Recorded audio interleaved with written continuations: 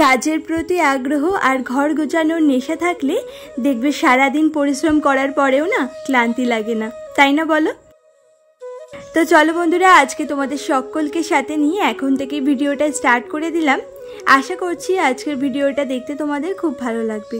তো ভিডিওটি দেখার পরে আমাকে প্লিজ একটা কমেন্ট করে জানিও তোমাদের কেমন লাগলো।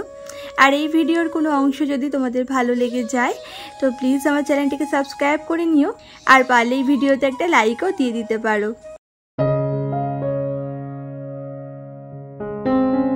সকালে না ঘুম থেকে উঠে আগে একটু ফ্রেশ হয়ে নিয়েছিলাম, তারপরে বরমশাইয়ের জন্য তো একটু চা করেছিলাম। আর আমি তো চা খাচ্ছি না কয়েকদিন ধরে, একটু ডায়েটে আছি। ডায়েট মানে কি বলো তো, মানে একদিন ডায়েট করি তো দ্বিতীয় দিন না করি না, আমার অবস্থা এরকমই।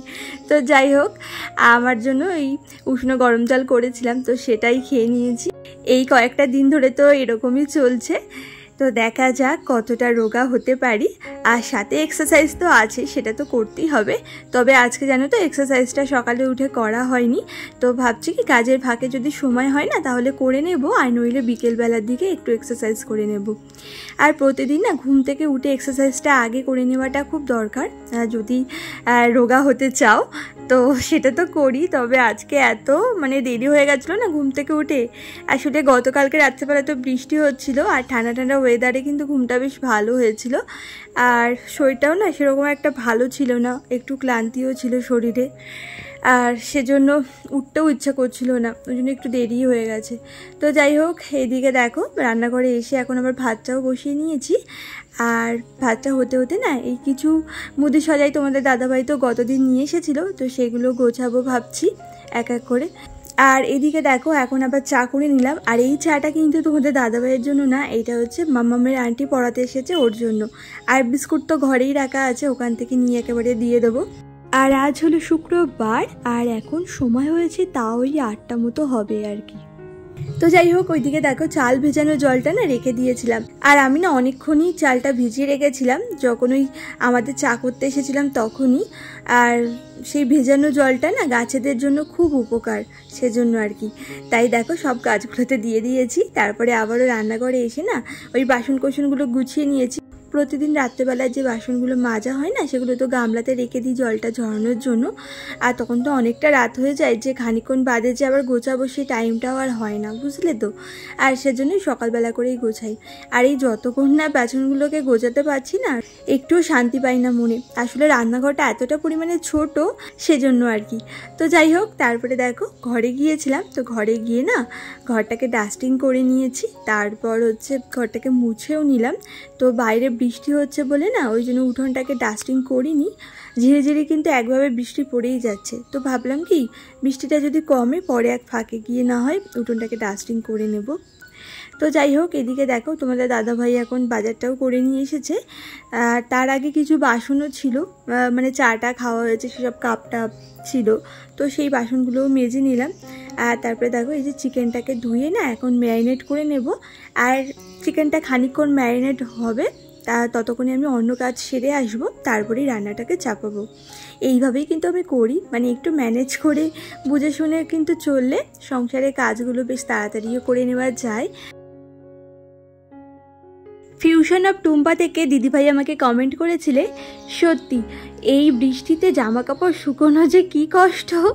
হ্যাঁ গো দিদিভাই, ভীষণ অসুবিধা হয় জানো তো এই ঝড় বৃষ্টির সময় না।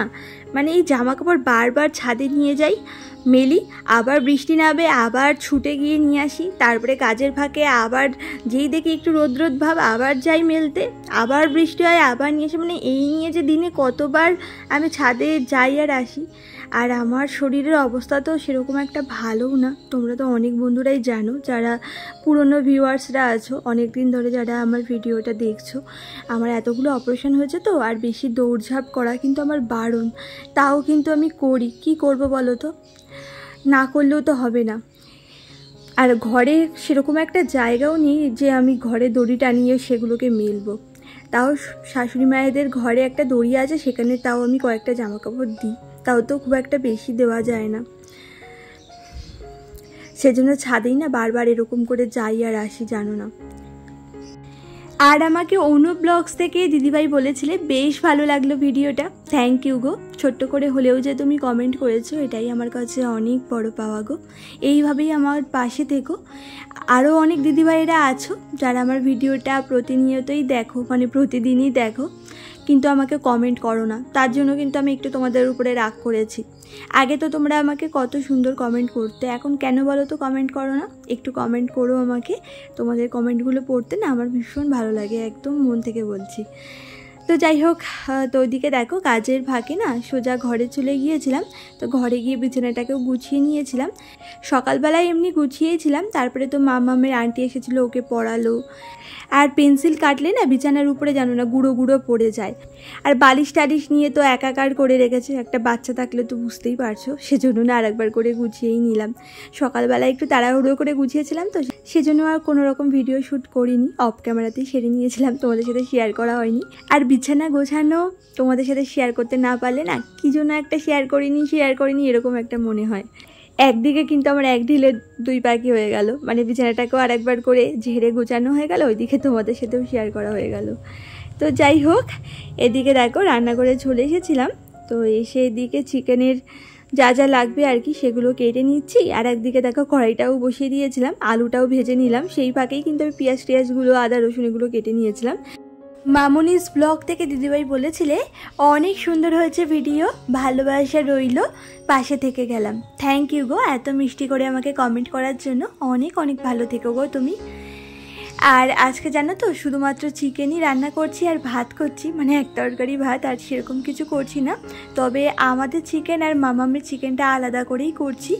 মামামের যেহেতু শরীরটা খারাপ তো সেজন্য না ওকেই তেল মশলা বেশি খাওয়াবো না, তাই ওর জন্য না আলাদা করেই আমি চিকেনের ঝোল বানিয়ে দিয়েছিলাম। তো যাই হোক, ওইদিকে পেঁয়াজটাকে ভালো করে ভেজে নিয়ে তারপরে আদা রসুন আর কাঁচা লঙ্কা পেস্ট দিয়েছি। আর ওর মধ্যে একটু জিরার গুঁড়োও ছিল, মানে একসাথেই পেস্ট করেছিলাম, সেটা দিয়েছিলাম। তারপরে তো ওই ম্যারিনেশন করে রাখা চিকেনটা দিয়ে খুব ভালো করে কষিয়েছি অনেকক্ষণ ধরে, একদম তেল ছেড়ে যাওয়া পর্যন্ত। আর তারপরে তো ভেজে রাখা আলুগুলো দিয়ে না আরও কিছুক্ষণ কষিয়ে টষিয়ে গরম জল অ্যাড করে দিলাম। আর নামানোর সময় একটু গরম মশলা দেবো, মাঝে মাঝে একটু ঘিও দিই আমি নামানোর সময়, ভালো লাগে খেতে। তবে আজকে সেটা নেই তাই আর দেওয়া হয়নি। আর মামামের ঝোলটা কিভাবে বানালাম ভাবলাম কি তোমাদের সাথে আজকে শেয়ার করব। তবে শেয়ারই করতে পারলাম না, লোডশেডিং ছিল সেজন্য আর কি। আর যে কটা সবজি মানে বাড়িতে ছিল সে কটা সবজি দিয়েই বানিয়েছিলাম ও চিকেনটা, যাতে চিকেনের সাথে সাথে সবজিগুলোও খেতে পারে সেজন্য আর কি।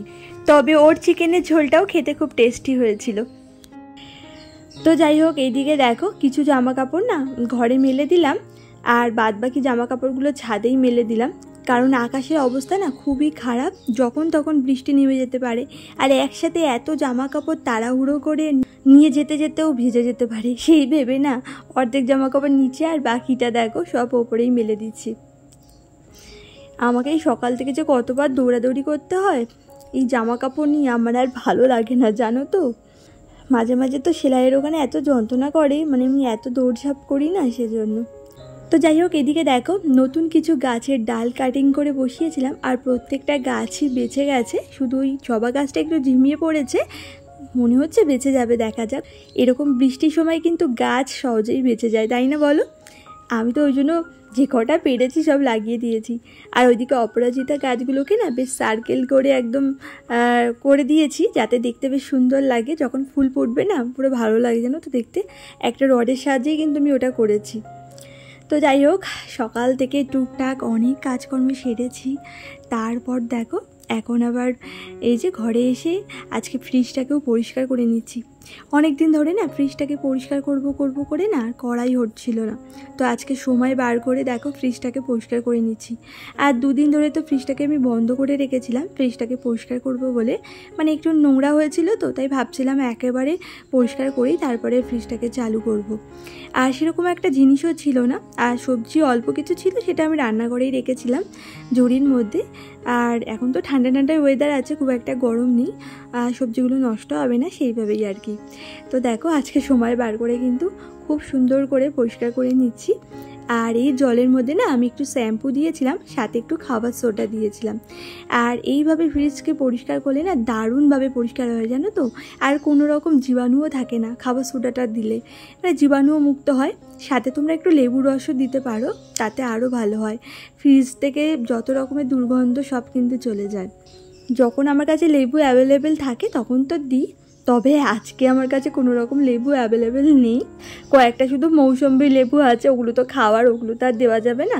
এর মধ্যে এই পাতিল লেবু বা কাগজি লেবু থাকলে তাও দেওয়া যেত। আর আজকে তোমরা যে ভিডিওটা দেখছো এটা তো গত শুক্রবারের ভিডিও।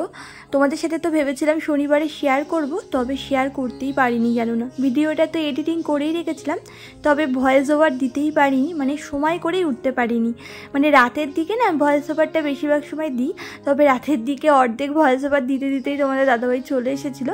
আর পরের দিন সকাল থেকে যা সংসারে কাজকর্ম একটা তাড়া থাকে, আর সকালবেলায় উঠে তো একদমই সময় পাই না ভয়েসটা দেওয়ার, সেজন্য আর শেয়ারই করতে পারলাম না। আজকে তো রবিবার, তোমরা ভিডিওটা দেখছো। আর এদিকে দেখো বরফ জমানোর জন্যও না জলটা দিয়ে দিলাম ওই আইস প্যাডের মধ্যে। আর এই বাস্কেটটা যেটা দেখছো, এই বাস্কেটটা কিন্তু আমি বাইরে নিয়ে গিয়ে ভালো করে ধুয়ে এনে তারপরে ঘরে এসে না মুছে নিলাম। আর দেখো তোমাদের দাদাভাইকে বলেছিলাম এই মাসে 1 ট্রে ডিম আনতে, প্রতি মাসে তো তাই আনা হয়, আর এই মাসে উনি এনেছেন 15টা ডিম। তো কি করব, তো সেই ডিমগুলো দেখো এখন ওই ট্রের মধ্যে করে রেখে দিলাম। আর এটা কিন্তু লাইলনের ট্রে। আর দোকান থেকে যে কাগজের পেটিগুলো দেয় সেইভাবে ফ্রিজের মধ্যে রাখলে কেমন কাগজগুলো ভিজে যায়, সেজন্য এইটা না আমি ফেরিওয়ালের কাছ থেকে কিনে নিয়েছিলাম। এটা খুব ভালো, জানো তো, হেল্পফুল। তো দেখো পরিষ্কার করার পরে কেমন লাগছে ফ্রিজটাকে।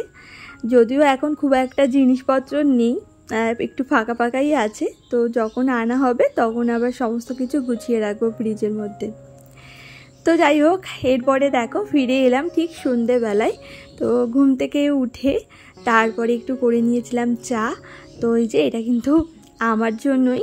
তো আর মামামকে একটু বিস্কুট ভিজিয়ে খাইয়ে দেবো, ও তো আর চা খায় না। তো যাই হোক, আর তারপরে দেখো এই যে সমস্ত জিনিসগুলো নিয়ে এখন বসেছি।